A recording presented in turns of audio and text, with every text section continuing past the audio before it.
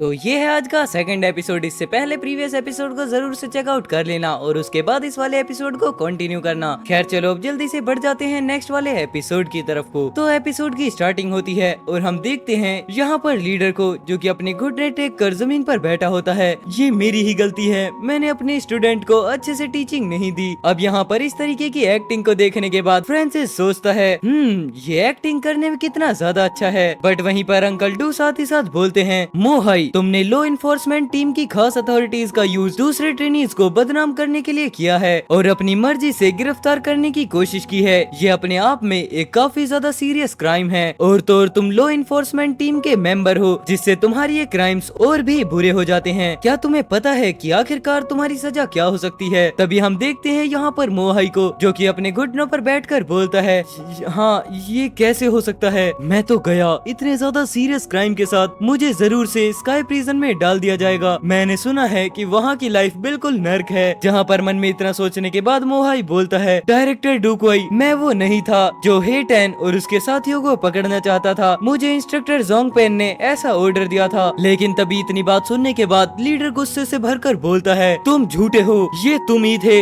जिसने मुझे उस आइडिया के बारे में बताया था। जहाँ पर अब इन सभी की बातें सुनने के बाद सभी लोग आपस में बातचीत करने लगते हैं। हाँ मैं समझा, तो इंस्ट्रक्टर जोंगपेन और मोहाई एक साथ मिलकर काम कर रहे थे। और फिर तभी हम देखते हैं यहाँ पर गार्ड आकर लीडर और मोहाई दोनों को ही अरेस्ट कर लेते हैं। जिसके बाद अपना फ्रांसिस पीछे से बोलता है, ये वाकई में इलाइट ट्रेनिंग कैंप के डायरेक्टर हैं। इन्होंने इंस्ट्रक्टर जांग और मोहाई को बस कुछ गिने चुने शब्दों से ही अच्छे से पानी पिला दिया। अब इस चीज में कोई भी हैरानी वाली बात नहीं है कि हेवनली सोर्ड सीनियर ने मुझे ऐसा क्यों कहा था कि हमें डायरेक्टर जू किंग को अपने साथ लाना होगा ताकि हम दूसरी पार्टीज के थ्रू बनाए गए प्लान्स को अच्छे से डिस्ट्रॉय कर सकें। और फिर तभी हम देखते हैं यहाँ पर अंकल डू को जो कि अनाउंस करते हैं, मैं ये अनाउंस कर रहा हूँ कि 3 जीनियस थे जिन्होंने वॉर गॉड प्रिपरेशन एग्जाम को बहुत अच्छे नंबरों से पास किया है। वो हैं जू लियाओ, डिंग ये यिंग और द हाईएस्ट स्कोरर वो भी पूरे एग्जाम का, वो है फ्रांसिस। वो मर्सनरी एसोसिएशन का सबसे कम उम्र का एक वॉरलॉर्ड है। जहाँ पर अब इतनी बात सुनने के बाद सभी हंटर्स काफी ज्यादा शॉक हो जाते हैं। क्या ये तीनों लोग ही थे जिन्होंने वॉर गॉड प्रिपरेशन के एग्जाम को पास किया? ये तो बहुत ज्यादा यंग हैं, स्पेशली वो फ्रांसिस। वो तो ऐसा भी नहीं लगता कि अभी तक 20 साल का भी हुआ होगा। ये हिस्ट्री का सबसे ज्यादा यंगेस्ट लॉर्ड रिजर्व होगा और तो और इसने एग्जाम के अंदर भी सबसे ज्यादा हाईएस्ट स्कोर किया है। हाँ एक जीनियस, ये सच में काफी ज्यादा अमेजिंग जीनियस होगा हम बाकी के लोगों की तुलना में, जिन्हें अभी तक ये भी नहीं पता कि हम एक ब्रिगेडियर एडवांस वॉरलॉर्ड बन भी पाएंगे या फिर नहीं। लोगों में सच में काफी ज्यादा डिफरेंट अमाउंट के टैलेंट्स होते हैं। लेकिन तभी हम देखते हैं यहाँ पर एक और सस्पिशियस पर्सन को जो कि बोलता है, ये सब कुछ इस फ्रांसिस की वजह से है कि इंस्ट्रक्टर जोंगपेन, फ्रांसिस बस तुम इंतजार करो। और तभी इतना बोलने के साथ ही अपना सीन शिफ्ट होता है जहाँ पर हम देखते हैं सभी टीम को, जिसमें से डोंग बोलता है, तुमने एग्जाम में काफी ज्यादा हाई स्कोर किया है ब्रदर फ्रांसिस, तुम सच में काफी ज्यादा अमेजिंग हो। जिसके बाद फिर शांगहान भी बोलती है, जोंगपेन के उस सबसे ज्यादा बेकार स्टूडेंट के अटैक के थ्रू भी तुमने वॉरलॉर्ड रिजर्व एग्जामिनेशन को काफी अच्छे नंबरों से पास किया है। फ्रांसिस तुम सच में काफी ज्यादा स्ट्रॉन्ग हो। जिस बात पर एग्री करते हुए टान भी बोलता है, सही बात है, ब्रदर फ्रांसिस को आखिरकार उसकी सही जगह मिल गई। ब्रदर फ्रांसिस तो पहले से ही बाकी लोगों की नजरों में आने के लिए बना था। और वहीं पर हम देखते हैं फ्रांसिस को जो कि अचानक से किसी चीज को सेंस करता है। लेकिन तभी वो एक छोटी स्माइल के साथ हाथ को ऊपर वेव करते हुए बोलता है, सब लोग प्लीज थोड़ी देर के लिए इधर ध्यान दें। मैं ब्रदर टैन के उस ग्रुप में इसलिए शामिल हुआ था क्योंकि उस ग्रुप में लोगों की कमी थी। ब्रदर टैन और हम एक अच्छे दोस्त हैं, इसलिए उनकी टीम में मुझे एक जगह भरने के लिए शामिल किया गया था। वरना मेरे बिना भी ब्रदर टैन और उसकी पूरी टीम इस मिशन को पूरा कंप्लीट कर लेती। जहाँ पर अब इस बात को सुनने के बाद सभी लोग खुशी से बोलते हैं, ब्रदर फ्रांसिस तुम सच में। और फिर तभी हम देखते हैं ये बात रुककर सभी लोग चिल्लाकर बोलने लगते हैं, हम सभी लोग मर्सनरी एसोसिएशन के साथी हैं, हमें एक दूसरे से इतना दूर रहने की कोई भी जरूरत नहीं है। जिसके जवाब में दूसरे पर्सन बोलते हैं, हाँ बिल्कुल सही कहा, हम लोग एक दूसरे के कॉमरेड्स हैं और मर्सनरी एसोसिएशन के सभी कॉमरेड्स काफी ज्यादा क्लोज हैं। हाँ हम सभी कॉमरेड्स हैं, मतलब साथी हैं। जहाँ पर अब सभी लोगों की इन बातों को सुनने के बाद अंकल डू बोलते हैं, मेरा इरादा था जब मैं पहली बार प्रमोट हुआ था तो सबको एक टीम की तरह मिलाकर अच्छे से काम करने के लिए उन्हें गाइड करूंगा। लेकिन मैंने कभी भी नहीं सोचा था कि फ्रांसिस ने मेरे लिए ये सब कुछ पहले ही कर दिया होगा। अब मुझे कुछ भी करने की जरूरत नहीं है।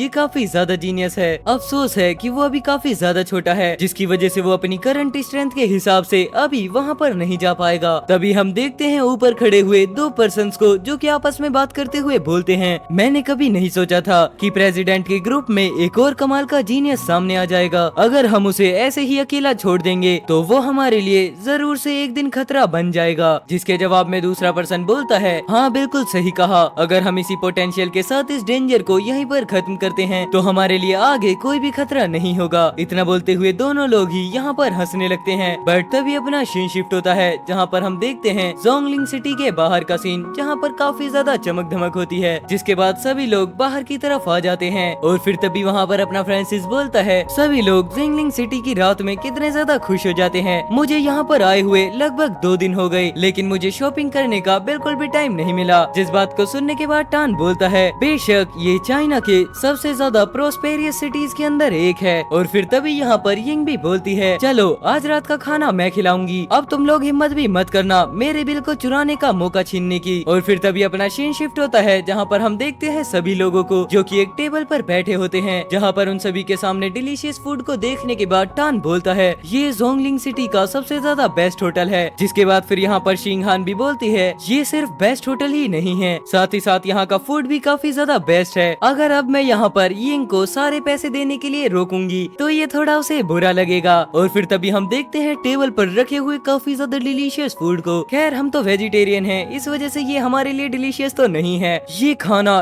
डी, सी और यहाँ तक कि बी रैंक के मॉन्स्टर के मीट से बना हुआ है, जिसकी वजह से सिर्फ इसका प्राइस ही $1,00,000 से ज्यादा होगा। मिसिंग ये सच में बहुत ज्यादा होगा। जिस बात का जवाब देते हुए यिंग बोलती है, नहीं ऐसा बिल्कुल भी नहीं है, हम वॉरलॉर्ड रिजर्व के मेंबर्स हैं, इसलिए अगर हम यहाँ पर खाना खाते हैं तो हमें स्टाफ डिस्काउंट मिलेगा। और वैसे भी मैं यहाँ पर टीचर येजिंग के साथ कई बार आ चुकी हूँ, तो शायद वो मेरे मास्टर की वजह से मुझे और भी ज्यादा डिस्काउंट देंगे। और इतना बोलने के साथ ही यहाँ पर चेयर्स करते हुए ये सभी पार्टी करने लगते हैं। बट बेचारा अपना फ्रांसिस यहाँ पर सोचता है, आखिरकार यिंग मुझे इस तरीके से क्यों घूर रही है, क्या वो मुझसे कुछ कहना चाहती है। बट तभी हम देखते हैं अचानक से यहाँ पर यिंग की चेयर फ्रांसिस के काफी ज्यादा क्लोज पहुँच जाती है और यिंग बोलती है, फ्रांसिस। और इस चीज को सुनने के बाद बेचारा अपना फ्रांसिस काफी ज्यादा ब्लश करने लगता है और वो साथ ही साथ बोलता है, आखिरकार यिंग मेरे इतने ज्यादा क्लोज क्यों आ गई। लेकिन तभी अपना फ्रांसिस मन में बोलता है, अरे नहीं, मुझे यिंग से दूर रहना चाहिए, वरना अगर यहाँ पर जून को पता चल गया तो ये अच्छा नहीं होगा। जिसके बाद फिर अपना डॉन यहाँ पर बोलता है, क्या हमें यहाँ से जाने के लिए कुछ बहाना ढूंढना चाहिए। जिस बात का जवाब देते हुए शिंगान बोलती है, सही बात है, ऐसा लगता है कि वो उसके नशे में होने का फायदा उठाना चाहती हैं। और फिर तभी हम देखते हैं यिंग को जो कि फ्रांसिस से बोलती है, फ्रांसिस तुम सच में काफी ज्यादा अमेजिंग हो और तुम जैसे जीनियस शायद अगले साल तक तो एक एडवांस ब्रिगेडियर वॉरगॉड बन जाओगे, मेरी तरह नहीं। जिस बात को सुनने के बाद अपना फ्रांसिस यिंग को सपोर्ट करते हुए बोलता है, तुम भी कुछ कम नहीं हो यिंग, तुम्हारे पास जितना भी टैलेंट है उसके हिसाब से तुम डेफिनेटली 2 से 3 साल के अंदर एक एडवांस ब्रिगेडियर वॉरलॉर्ड बन ही जाओगी। बट तभी हम देखते हैं यिंग को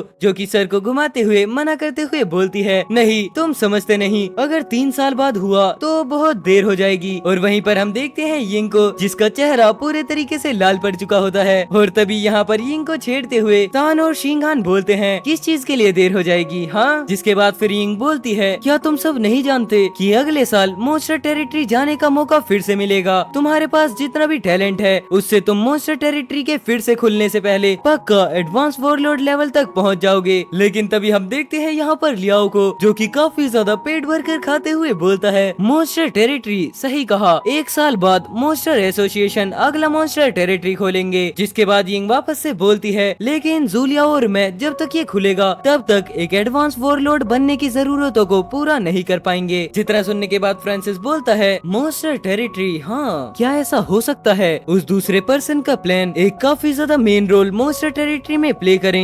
ये यिंग, मुझे नहीं लगता कि तुम्हें पता होगा कि इस मॉन्स्टर टेरिटरी को खोलने की चाबी। अब यहाँ पर अपना फ्रांसिस मन में ये सब कुछ सोच ही रहा होता है। बट तभी सीन कट होके हमें एक प्रिजन का सीन दिखाया जाता है जहाँ पर कोई पर्सन धीरे धीरे आगे बढ़ता है और उसे नोटिस करते हुए लीडर जेल में बैठा हुआ बोलता है, कौन हो। और फिर तभी हम देखते हैं यहाँ पर 2 सस्पिशियस पर्सन को जो कि बोलते हैं इंस्ट्रक्टर ज़ेंग पेन। और अब यहाँ पर इन दोनों की आवाजें सुनने के बाद लीडर बोलता है, तुम दोनों, तुम यहाँ क्यों आए हो। खैर तुम लोगों को यहाँ से चले जाना चाहिए, मुझे किसी भी रेस्क्यू की जरूरत नहीं है। अगर डोकिंग को इसके बारे में पता पता चला और उसे लॉर्ड क्याओ फेंग की प्लानिंग्स की खबर मिल गई। तो क्या तुम्हें पता है कि वो क्या करेंगे? लेकिन इस बात को सुनने के बाद यहाँ पर सस्पिशियस पर्सन बोलता है, कोई हैरानी नहीं है कि हमारे टीचर तुम्हारी इतनी तारीफ क्यों करते हैं। तुम सच में इंस्ट्रक्टर जांग हो जो कि हमारी इतनी ज्यादा मेन प्लानिंग के बारे में हमारे लिए हमेशा अगला कदम सोचते हो। चिंता मत करो, मैं इस बार तुम्हें बचाने नहीं आया हूँ। तुम तब भाग पाओगे जब हम अपनी प्लानिंग्स को सक्सेसफुली पूरा कर लेंगे। वो दिन होगा जब इंस्ट्रक्टर जांग आखिरकार अपने उस प्रिजन से बाहर निकल पाएंगे। मैं तो इधर आया हूँ उस फ्रांसिस के बारे में और भी ज्यादा इंफॉर्मेशन इकट्ठी करने। डूकिंग बहुत ज्यादा चालाक है, उसने पहले ही हमें अपने पर्सनल डिटेल्स एक्सप्रेस करने से रोक दिया, इसलिए हम उन्हें बिल्कुल भी चेक नहीं कर सकते। अब यहाँ पर ये बात सुनने के बाद लीडर काफी ज्यादा गुस्से में आ जाता है। तुम लोग बिल्कुल सही टाइम पर आए हो, मैं बस चुपके से उस बच्ची की डिटेल्स तुम्हें देने ही वाला था। हमें फ्रांसिस को मार डालना होगा, नहीं तो वो हमें सबसे बड़े खतरे में डाल देगा। और तभी हम देखते हैं ये बोलते हुए लीडर अपने किलिंग इंटेंट ऑरा को रिलीज कर रहा होता है। और एंड वेल इतना बोलने के साथ ही यहाँ पर ये वाला एपिसोड भी खत्म हो जाता है। आई होप आपने एपिसोड को एंजॉय किया होगा। अगर एपिसोड को एंजॉय किया है तो प्लीज वीडियो को लाइक कर देना, चैनल पर नए हो तो चैनल को सब्सक्राइब कर देना। चलो मैं मिलता हूँ अब आपसे कल एक और नए एपिसोड के साथ, तब तक के लिए take care, good bye and जय श्री राम सभी भाइयों को।